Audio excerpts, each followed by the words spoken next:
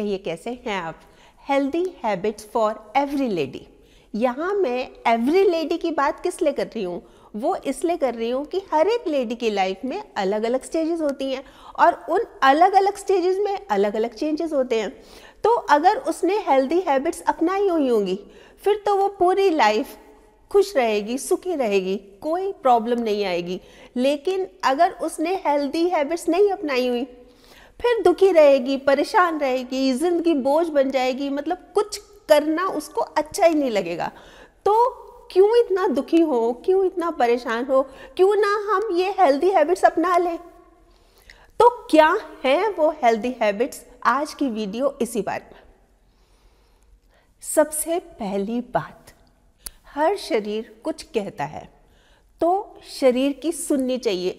जब भी लगे थकावट हो रही है ना, काम करने का बिल्कुल मन नहीं कर रहा, मतलब लेजी लेजी सी हो रही है, कमज़ोरी सी आ रही है, किसी से बात करने का भी मन नहीं कर रहा, सांस फूल रहा है, मतलब कुछ अच्छा सा नहीं लग रहा, तुरंत तुरंत डॉक्टर से संपर्क करना चाहिए कि क्या वजह है। देखिए ये जो मंथली साइकिल होता है पीरियड्स वाला, ये कई बार इसकी वजह से हमारी बॉडी में, मतलब हम सब कुछ ठीक चल रहा है सब कुछ, लेकिन ये हार्मोनल जो डिस्टर्बेंसेस है ना, हार्मोनल डिस्टर्बेंसेस ये होते रहते हैं, उसकी वजह से ऐसा कुछ होने लगता है। तो इसीलिए मैं कह रही हूँ कि जब कुछ ऐसा लगे तो डॉक्टर के पास जाना चाहिए। कई बार क्या होता है कि जैसे काफ़ी ब्लीडिंग हो जाती है, ब्लड लॉस हो गया, तो कई बार हीमोग्लोबिन भी कम हो जाता है। हीमोग्लोबिन कम होने की वजह से भी ये चीज़ें होती हैं।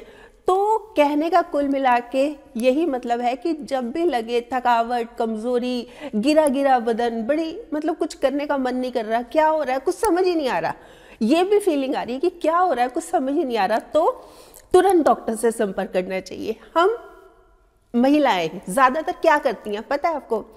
पहली बात तो टाल मटोल, जैसे कुछ हो गई बात, कुछ इस तरह की बात हो गई, कल दिखा लेंगे, परसों दिखा लेंगे, या मतलब ये चीज़ हो जाए, ये बस अगले महीने ये चीज़ निमट जाए फिर दिखा लेंगे, मतलब पेंडिंग छोड़ती हैं, टाल मटोल करती हैं। या ये सेम प्रॉब्लम है, मेरी फ्रेंड को भी ऐसे हो रही है, चलो उसी से पूछ लेती हूँ, उसी से पूछ लेती हूँ, उसने क्या किया मैं भी वैसे करती हूँ, ये बिल्कुल ही गलत है।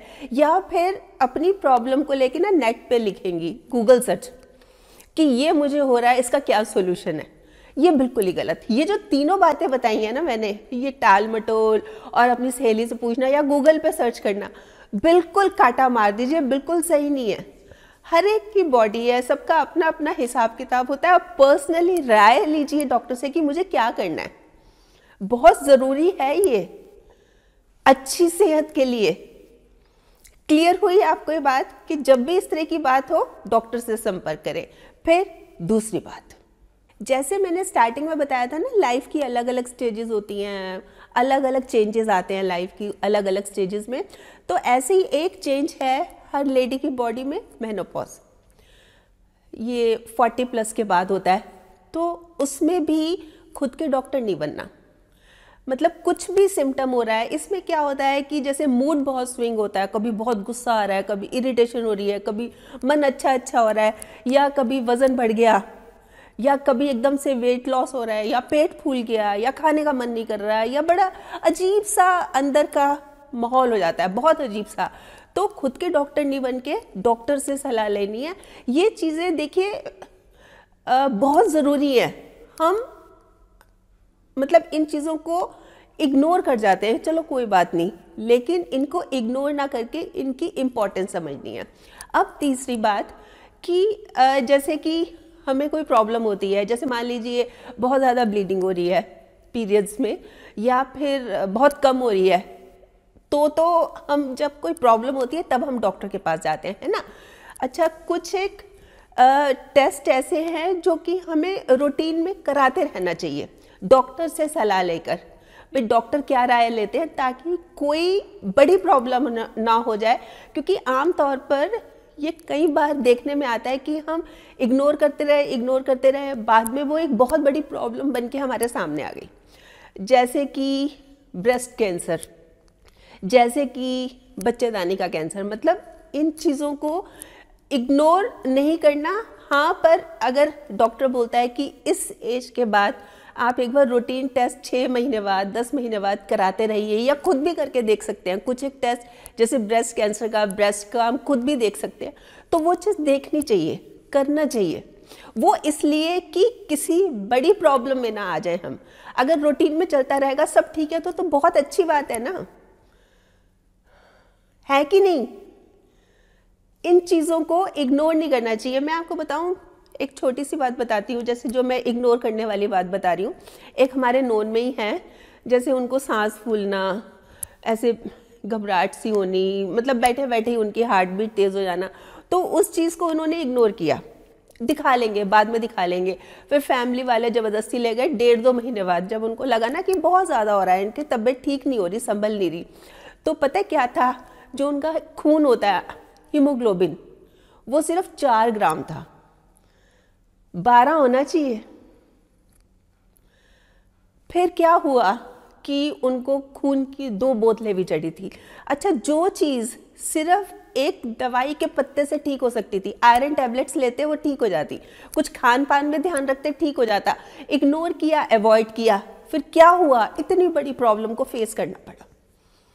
तो इसलिए मैं कह रही हूँ कि बड़ी प्रॉब्लम्स ना आए तो हमें समय समय पर, मतलब हमारी एक, जैसे एक फैमिली डॉक्टर होता है ना, ऐसे गायनेकोलॉजिस्ट होनी चाहिए, मतलब जिसका नंबर हमारे मतलब तुरंत हो कि कोई भी बात हो तो हम इनसे संपर्क कर लें, ज़रूरी है। अब चौथी बात, ईश्वर ने सभी महिलाओं को बहुत फुर्सत से बनाया, लेकिन उनकी लाइफ में फुर्सत लिखना ही भूल गए। फुर्सत है ही नहीं, बिजी है, एकदम बिजी बिजी बिजी, बहुत काम है। तो मैं क्या कहना चाह रही हूँ, अपने से ऊपर होके काम नहीं करना, मतलब जितना बॉडी अलाउ करती है उतना काम करना है, उससे ऊपर होके नहीं। जैसे कि एक लेडी प्रेग्नेंट है, उसको ना झुकने के लिए मना किया हुआ, उसको कुछ प्रॉब्लम है तो बार बार झुकना नहीं है, वो झुके जा रही है। मतलब कोई भी झुकने का काम है, बैठकर जैसे पोछा भी मार रही है, या घर पे जैसे वो जॉइंट फैमिली है, बहुत सारे गेस्ट आते हैं, बार बार पैर छुए जा रही है, सबके झुके जा रही है, मतलब जो उसको मना किया हुआ है वो ही किए जा रही है, कहना नहीं मान रही। या फिर क्या होता है कि जैसे एक लेडी ने बेबी को बर्थ दिया है, स्टिचेस लगे हैं उसके, अभी कंप्लीट बेड रेस्ट बताया डॉक्टर ने, नहीं जी, सुबह उठ के खाना भी बनाना है, बर्तन भी धोने हैं, सफाई भी करनी है, कपड़े भी धोने हैं, सारा काम करना है, फिर बच्चे की संभाल तो है ही है। तो ये चीज़ गलत है ना, यही तो समझा रही हूँ मैं कि अपने से ऊपर होके नहीं, मतलब जितनी हमारी लिमिटेशंस हैं, आप किसी को रख लीजिए, काम पे रख लीजिए, 2-3 महीने के लिए रख लीजिए, अगर ज़्यादा लंबे समय तक नहीं रख सकते तो, पर सेहत का ख्याल रखना, क्योंकि ऐसे टाइम में अगर कोई प्रॉब्लम बैठ गई, भगवान न करे कोई, जैसे प्रेग्नेंट लेडी है, बच्चे को कोई नेगेटिव असर आ गया, या खुद की उसकी बॉडी में ही जब बेबी बर्थ के बाद बोला है कि आराम करो, 1 वीक आराम करो, तो आराम करे। कोई प्रॉब्लम बैठ गई तो सारी लाइफ की प्रॉब्लम हो जाएगी, मान के चलिए आप। अब 5वीं बात, अपनी हाइजीन का ख्याल रखें। देखिए, अगर लेडीज से बात करने को कहा जाए तो हम फैशन के बारे में खूब सारी बातें कर सकते हैं, मेकअप के बारे में खूब सारी बातें कर सकते हैं, है ना, हेयर स्टाइल के बारे में खूब सारी बातें कर सकते हैं, लेकिन पर्सनल हाइजीन के बारे में तो हम बात ही नहीं करते। मतलब हमें लगता ही नहीं है कि इस बारे में कोई बात करनी चाहिए, जबकि बहुत ज़रूरी है। पर्सनल हाइजीन, अपनी स्वच्छता, अपनी शारीरिक स्वच्छता का ख्याल रखना बहुत ज़रूरी है। देखिए, नहाना धोना तो ये तो है ही ज़रूरी, मतलब सफाई का ध्यान रखना तो बहुत ज़रूरी है। और ख़ासकर ये जो हमारा जो महीने का जो साइकिल होता है, ये पीरियड्स वाला, इन दिनों तो बहुत ज़्यादा ज़रूरी है। फिर जैसे जो हम पैड यूज़ करते हैं, वो बहुत ज़्यादा ज़रूरी है कि वो अच्छे हों, साफ़ सुथरे हों। कई बार जो जैसे गांव में ज़्यादा देखने में मिलता है कि जब जैसे पीरियड्स के दिनों में पुराने कपड़े यूज़ करते हैं, तो मतलब अब बहुत समझदारी से, मैंने खुद भी देखा है, जैसे जो गांव की लेडीज़ होती हैं, जब इस तरह के पुराने कपड़े यूज़ करती हैं, बीमार भी हो जाती हैं। और कई बार तो जैसे बेबी बर्थ भी दे रही हैं, उन दिनों भी जैसे कपड़े यूज़ करती हैं, तो अंदर ही अंदर कोई इन्फेक्शन हो जाती है, जो कि बहुत ज़्यादा प्रॉब्लम क्रिएट कर सकती है।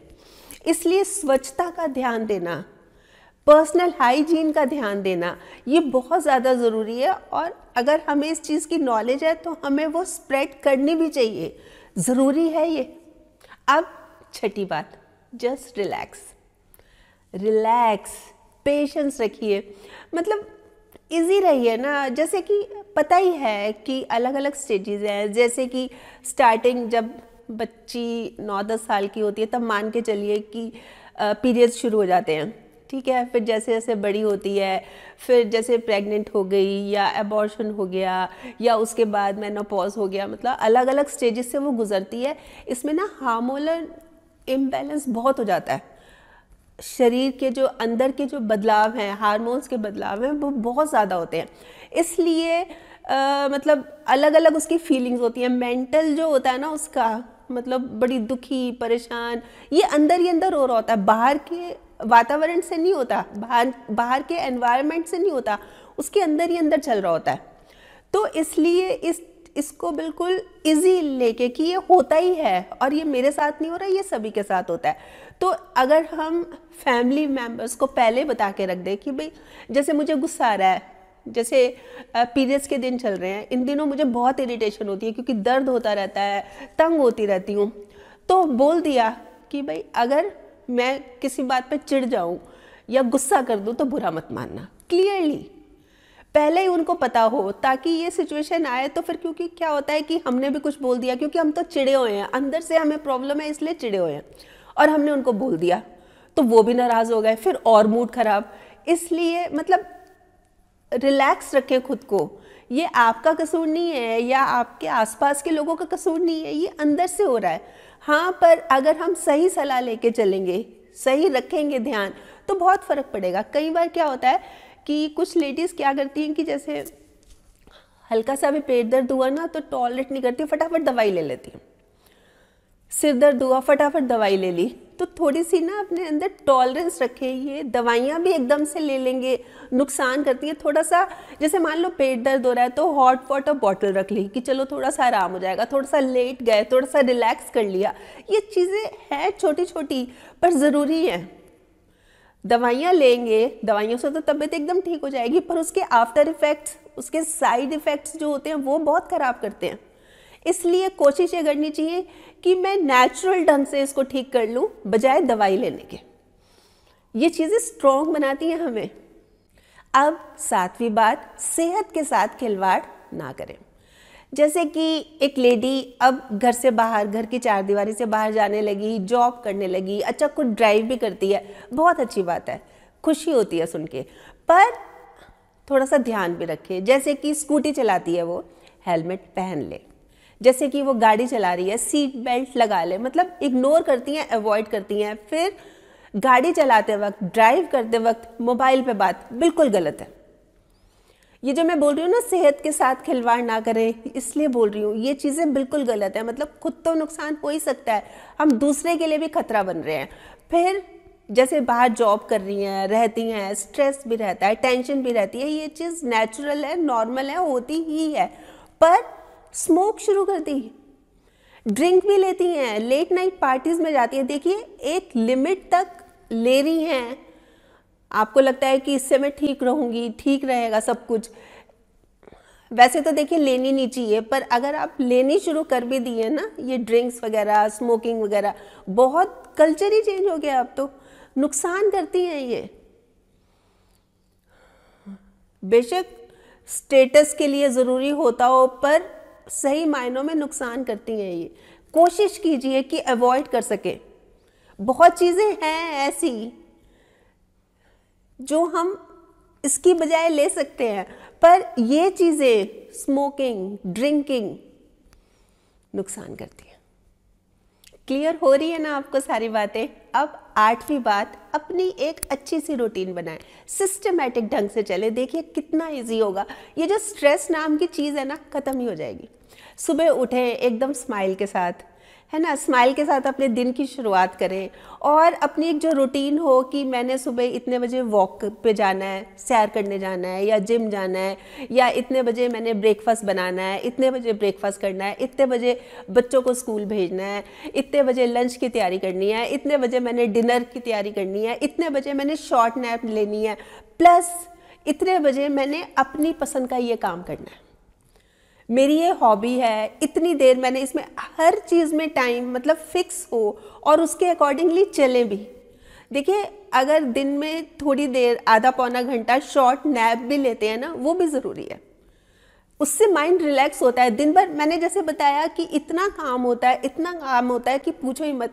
तो शॉर्ट नैप अगर मिल जाएगी तो माइंड थोड़ा सा रिलैक्स हो जाता है, मतलब मेंटल फिजिकली एक आराम सा मिलता है, अच्छा महसूस होता है। प्लस अगर हम डाइट का भी ख्याल रखेंगे, अच्छी डाइट लेंगे, हेल्दी डाइट लेंगे, और पानी का भी टाइम फिक्स होगा। बल्कि कुछ तो, कई लोग तो ऐप, मोबाइल में ऐप डाल देते हैं, तो उसमें ना बीच बीच में अलार्म बजता रहता है कि अब पानी पीने का टाइम हो गया, आप पानी पियो, या आप चक्कर लगाओ, या अब इतने आपके कितने स्टेप्स हो गए। मतलब इन सब की ऐप्स आती हैं, वो डाउनलोड कर सकते हैं।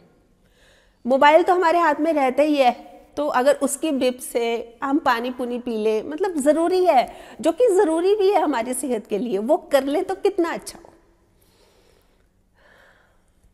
अब 9वीं बात, सबसे इम्पॉर्टेंट बात है ये, खुद को खुश रखिए। खुद को खुश रखना ना हमारी सबसे बड़ी जिम्मेदारी है। देखिए, चाहती हम सभी हैं कि हम सुंदर दिखें, चाहती है ना, सभी चाहती हैं, क्यों नहीं, सुंदर तो सभी दिखना चाहते हैं। बस उसके लिए ज़रूरी है कि खुश रहें। कहाँ जली भुनी जाएंगी, कुढ़ी जाएंगी और मन में ग्रजेस रखेंगी, ईर्ष्या, द्वेष, इस तरह की फीलिंग्स रखेंगी, तो ना अंदर ही अंदर जो चल रहा होता है ना हमारी बॉडी के, वो हमारे ऊपर आ जाता है। मतलब टेंशन होगी, स्ट्रेस होगा, है ना, तो आंखों के नीचे घेरे पड़ जाएंगे, काले गड्ढे पड़ जाएंगे। अच्छा, चेहरे पे झुर्रियाँ भी पड़ जाती हैं। फिर हम समय से पहले बूढ़ी दिखने लगेंगी। अरे बाप रे।